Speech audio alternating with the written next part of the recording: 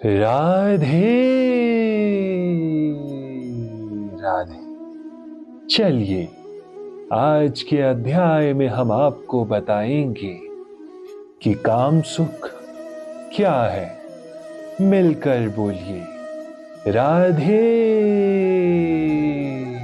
राधे। जिस प्रकार अग्नि धुएं से, दर्पण धूल से अथवा भ्रूण गर्भाशय से आवृत रहता है, उसी प्रकार जीवात्मा इस काम की विभिन्न मात्राओं से आवृत रहता है। जीवात्मा के आवरण की 3 कोटियां हैं, जिनसे उसकी शुद्ध चेतना धूमिल होती है। ये आवरण काम ही है, जो विभिन्न स्वरूपों में होता है। यथा अग्नि में धुआं, दर्पण पर धूल तथा भ्रूण पर गर्भाशय। जब काम की उपमा धूम्र से दी जाती है, तो ये समझना चाहिए कि जीवित स्फुलिंग की अग्नि कुछ कुछ अनुभवगमय है। दूसरे शब्दों में, जब जीवात्मा अपने कृष्ण भावनामृत को कुछ कुछ प्रकट करता है, तो उसकी उपमा धुएं से आवृत अग्नि से दी जा सकती है। यद्यपि जहां कहीं धुआं होता है, वहां अग्नि का होना अनिवार्य है, किंतु प्रारंभिक अवस्था में अग्नि की प्रत्यक्ष अभिव्यक्ति नहीं होती। ये अवस्था कृष्ण भावनामृत के शुभारंभ जैसी है। दर्पण पर धूल का उदाहरण मन रूपी दर्पण को अनेकानेक आध्यात्मिक विधियों से स्वच्छ करने की प्रक्रिया के समान है।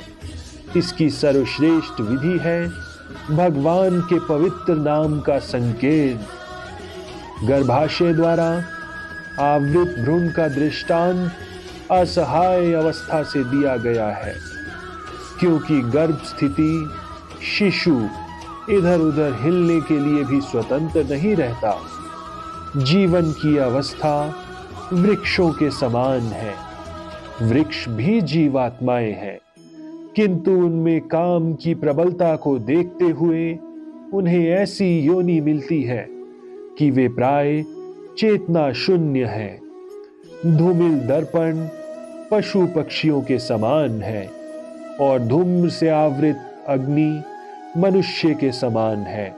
मनुष्य के रूप में जीवात्मा में थोड़ा बहुत कृष्ण भावनामृत का उदय होता है, और यदि वह और प्रगति करता है, तो आध्यात्मिक जीवन की अग्नि मनुष्य जीवन में प्रज्वलित हो सकती है। यदि अग्नि के धुएं को ठीक से नियंत्रित किया जाए, तो अग्नि जल सकती है। अतः ये मनुष्य जीवन जीवात्मा के लिए ऐसा सुअवसर है, जिससे वो संसार के बंधन से छूट सकता है। मनुष्य जीवन में काम रूपी शत्रु को योग्य निर्देशन में कृष्ण भावनामृत के अनुशीलन द्वारा जीता जा सकता है।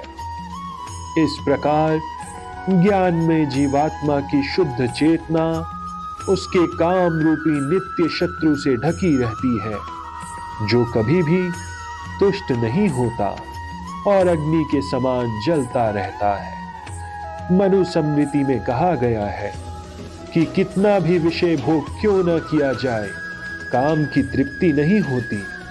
जिस प्रकार की निरंतर ईंधन डालने से अग्नि कभी नहीं बुझती, भौतिक जगत में समस्त कार्यकलापों का केंद्रीय बिंदु मैथुन काम सुख है। अतः इस जगत को मैथुन्य आगार या विषयी जीवन की हथकड़ियां कहा गया है। एक सामान्य बंदी गृह में अपराधियों को छड़ों के भीतर रखा जाता है। इसी प्रकार जो अपराधी भगवान के नियमों की अवज्ञा करते हैं, वे मैथुन जीवन द्वारा बंदी बनाए जाते हैं।